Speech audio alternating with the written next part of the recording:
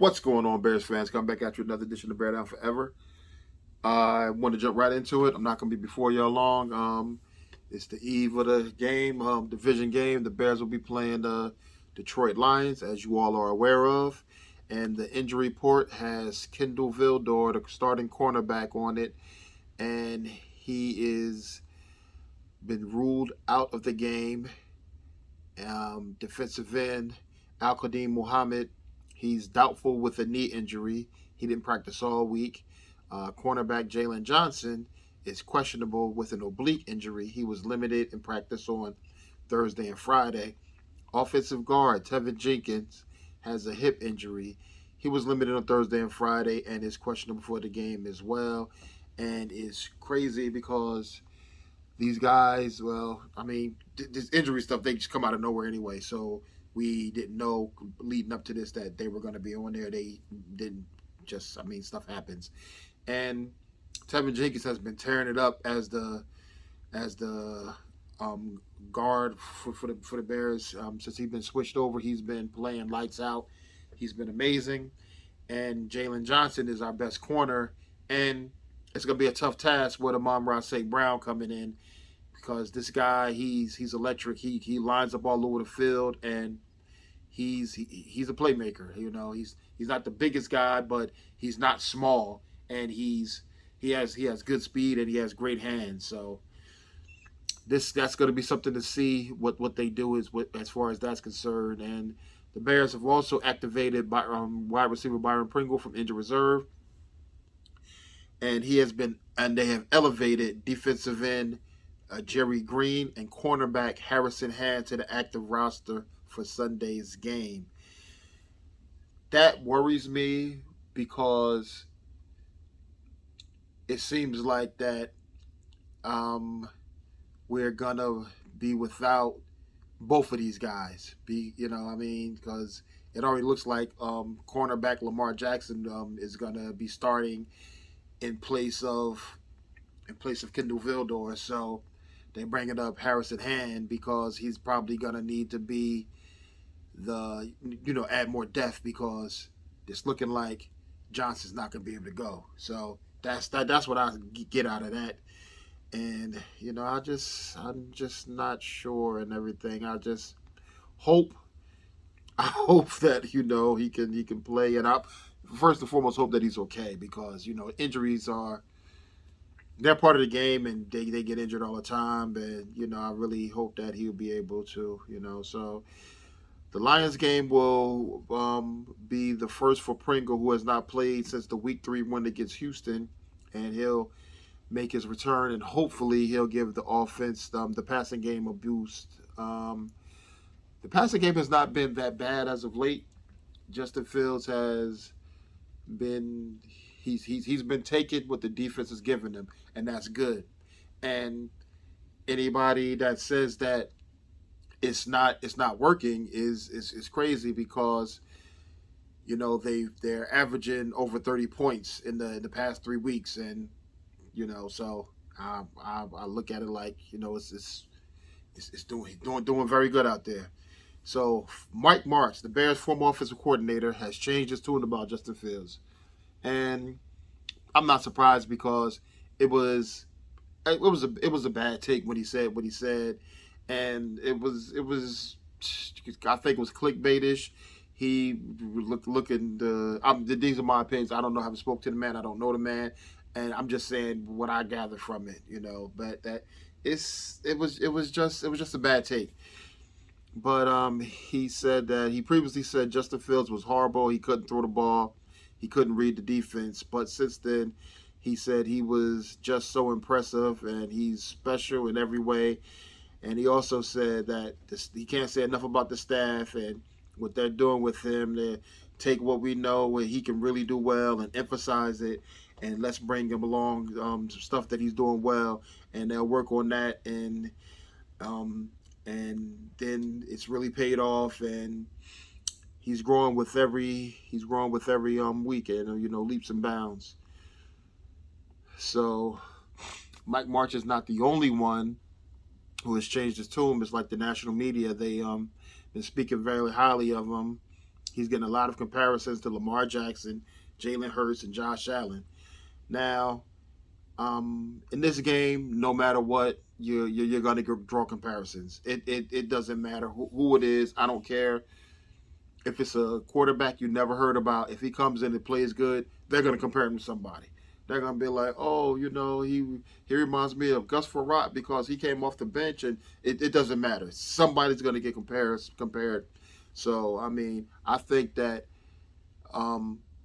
he's playing the way he always played. If you look at his college game, that this is the way he played. If you look at QB1, because I mean Justin Fields has been on TV since he's been in high school. If you look at QB1, this is the way he played. I mean, he reads the defense as well. He loves the deep ball. I mean, there's no question about it. He loves the home run. He loves the big play, and I mean, I don't mind that. That's a beautiful thing.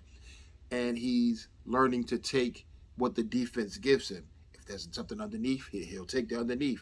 He's not looking just to make the home run anymore, and that's good. And I think that has to deal with the fact that the offensive line is playing better, and I think the offensive line is playing better because they can't just come rush in on him every down because he's been escaping a lot and just making some plays. So, the Bears will have their hands full Sunday. Because regardless of what you think about the Lions, regardless of what you think, they're a good team. They're not just going to lay down and die. They are a good team. Their record doesn't display that, but the Bears' record doesn't display how good they are either. So there's some talent on that team. They have I think 3 first-round picks on their offensive line. They have, the number 2 overall pick on their defensive line. So this and they love their coach. These guys will definitely, I know it's cliche, but they will definitely run through a wall for this man. They love the coach and everything. He's a player's coach, and so Detroit they run the ball very well, and the Bears are one of the worst teams against the run. They also have a good passing attack, and the Bears really need to generate pressure against Jared Goff because they got to keep him off rhythm. He has to be uncomfortable in the pocket. He has to be uncomfortable. He can't just be in the pocket, just back there chilling, looking around. They have to make him comfortable. Tua was way too comfortable when they played them Sunday. He was extremely too comfortable. He was in the pocket. He was chilling. The few times that they did get pressure on him, he was able to get away. Now, granted, I know Goff is not as athletic as Tua is, but if they give him time, he's gonna pick them apart. It's gonna happen. If he has time, he's gonna be deadly accurate, and he's gonna pick the team apart. So they have to get pressure on him, but they also have to knock him down. They need to sack him. They need to just make him uncomfortable. They need to make him back there, like every day. I mean, every play he has to be scared. Somebody said that Buddy Ryan told him that Dave Wannstedt said it. Dave Wannstedt said that Buddy Ryan told him that if the quarterback is not scared, you're not doing your job right, because and you don't have a chance. If the quarterback is not scared, you don't have a chance. He needs to be scared back there that he's going to get hit every play. He has to be worried about it. Like, well, I hate to bring it up, but last season against Cleveland with the Bears, I mean, I'm not saying he was scared, but I mean, he was probably thinking he got to get hit every play because it seemed like he did. He got sacked 9 times. But they have to get pressure on him, and they have to. I mean, it's crazy. This team, you no matter how good the secondary is, you cannot cover players all day long. They're going to find a way. They just get one step. That's it. They're open. But it's what the team has to do to get it together. So and also I mentioned Hutchinson before, so he's going to be playing in, and Braxton Jones plays tackle. So I don't know if Well, no, I'm gonna say this. I think that it's gonna be an interesting matchup. I am going to give the slight edge to the Lions on this because Hutchinson is he's a monster and everything. But I'm gonna give him a slight edge because Braxton Jones has been playing pretty well. He did very well against Bosa in the first game. Now, granted, even everybody said they don't expect him to go out there and just hold Bosa, all game long. Can't expect him to hold Hutchinson all game long either. But Hutchinson does switch around from side to side and everything. So, but hopefully Braxton will, with the experience that he has now, because he has the same amount of experience that Hutchinson has in the NFL at least. But I hope that he can do a good job in that.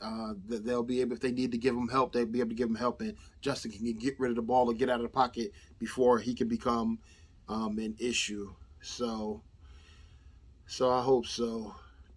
And the Chicago Bears waived tight end Jake Tonjes, and linebacker Matt Adams is getting closer to return. He's within his 21-day window now.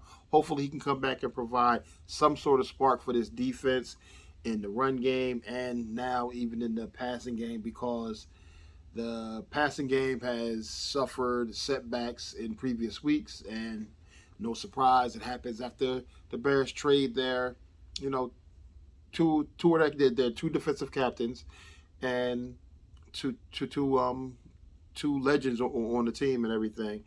But and again, I'm still going to say I understand why they did it. I mean, I still understand why they did it, and it was a move for the future. It was a move for the long run, and I understand it. But they still have games that need to be played now, and tackles need to be made. So hopefully, the guys that's playing can get in there and just make some things happen. We just need some stops, because the way the offense has been playing, if the defense could get some stops, hold teams to field goal, make a punt, they just have to get off the field on third down. They have to get off the field on third down, and without giving up a touchdown. So so that being said, Justin Fields, quarterback Justin Fields, has cracked the top 10 at NFL.com quarterback rankings. He was previously number 23. Now he's number 10. His play the past few weeks has been very good. I mean, it's really been very good. When you talk to his teammates, they say they're not surprised because they see this all the time. They knew he had this, and they knew it was coming. And even if you go back and watch these games, before the mini bye, you watch the way he played, you can see it there. It just wasn't producing the points and everything on the field, but he was making plays. But balls being dropped, he was, stuff was just happening. But you can see it, and I mean, it's like, so I don't understand why so many people were just down on him. But I mean, it is what it is, So Shady McCoy said that he wants to see more. He wants him to have more yards and everything. But I mean, he's producing points. You don't have to have more yards if you're putting points up on the scoreboard. Now, granted, they didn't put up more points than the opposing team, but the defense has to play as well. The defense can stop the other opposing offense from scoring, and you score over 30 points, you should win. So that is what it is. So I believe that Justin will get higher than 10, because I think he's just going to continue to play great.